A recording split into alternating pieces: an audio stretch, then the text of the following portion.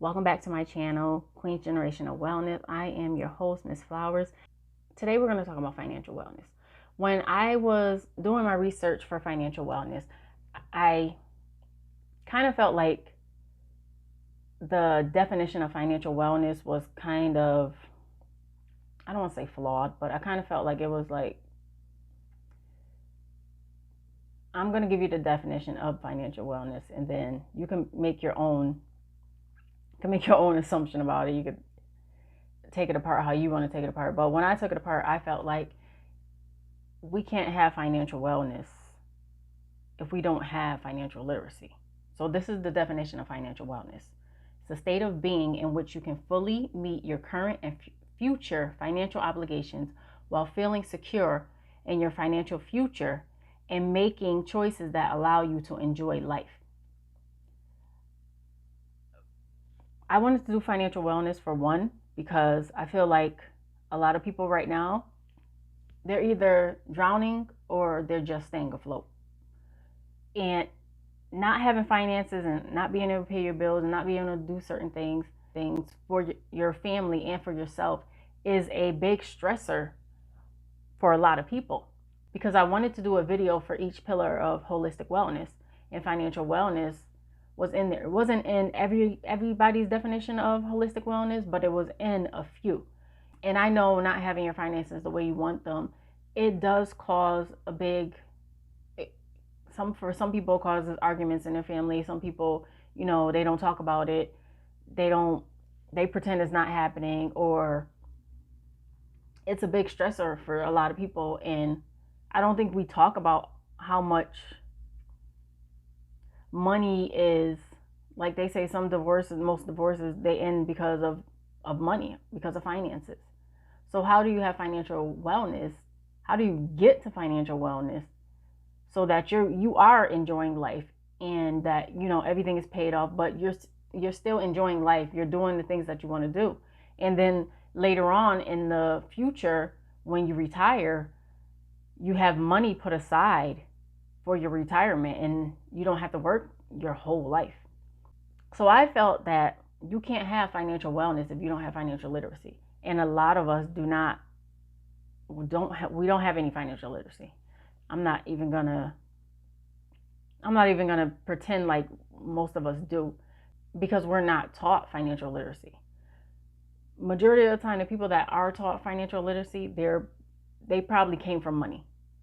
And if they didn't come from money and they were taught financial literacy, it was probably because their family member got tired of being broke.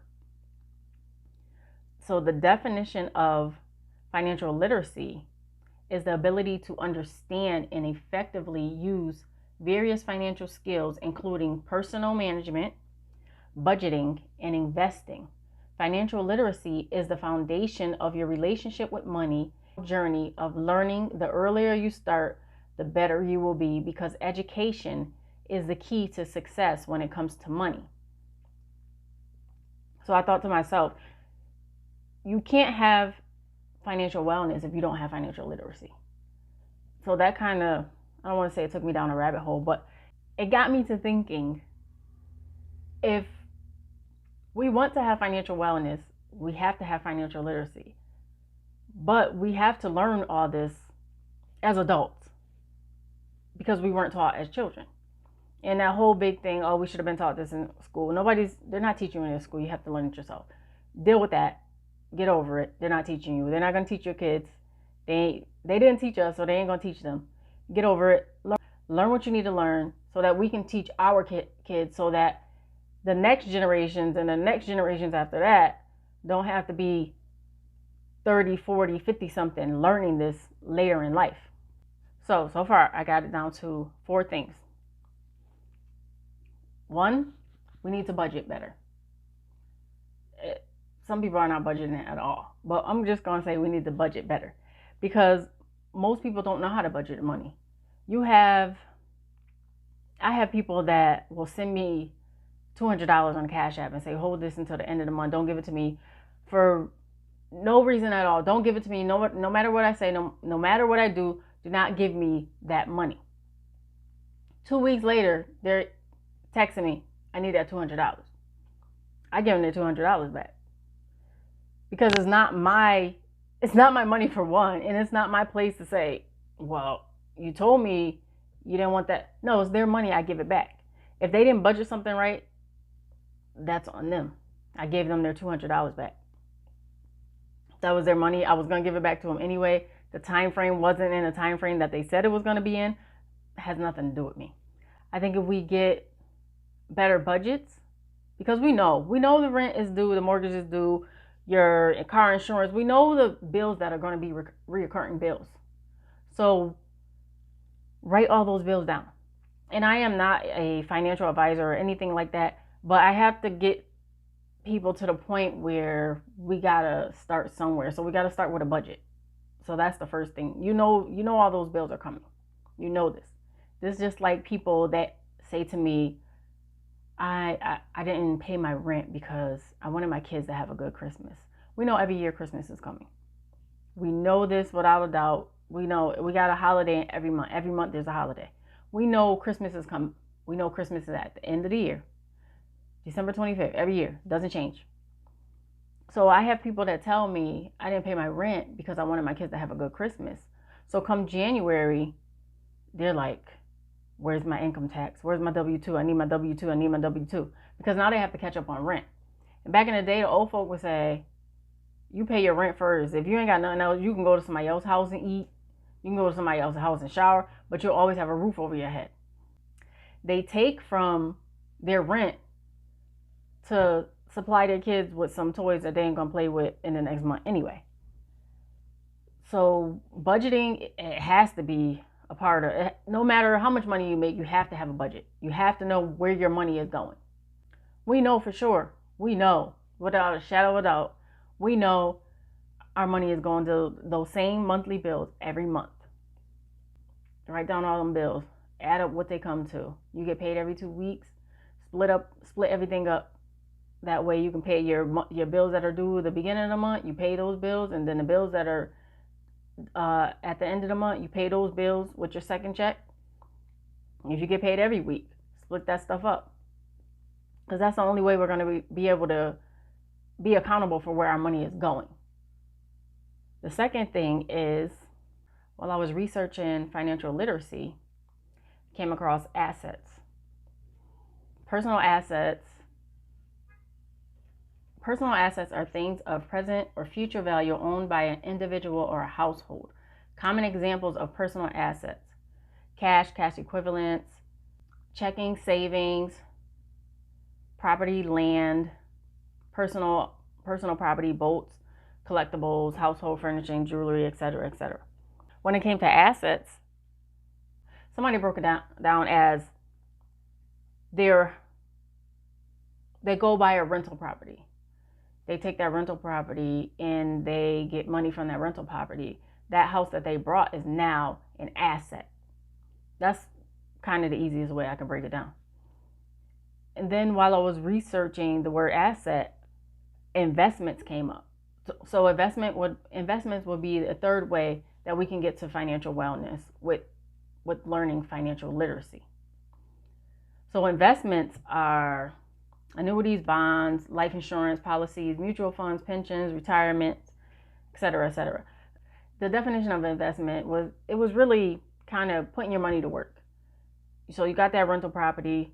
Now that rental property is making you money.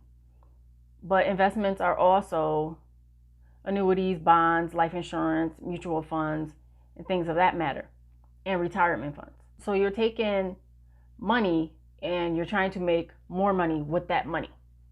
You're not just out there, okay, I'm just going to buy this and I'm not getting any return. You're taking money, you're putting that money out there, and you're trying to get more money from that money that you put out there. If you do it right, you can get a good return. Doesn't always happen that way. Sometimes people make bad investment, but at the same time, they learn about it. They learn what not to do. Then after investments, I got to passive income. I think it was Warren Buffett that said, if you don't figure out how to make money while you're sleeping, you will be working the rest of your life, which is true for a lot of people right now. A lot of people have put money into a retirement fund. They put money into this, they put money into that, and it's not enough money for them to live off right now because everything is so high. For one, everything is just skyrocketed, especially right now because of the whole recession or whatever they want to call it.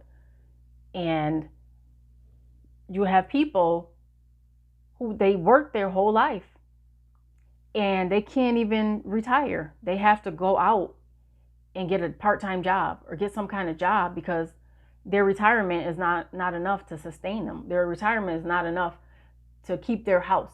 Their retirement is not enough for them to even stay afloat. So now they have to go get a job. And I hear people all the time saying, some of these people are too old to be working, at Target or working at McDonald's and working certain places. Like, the younger people should be working these jobs.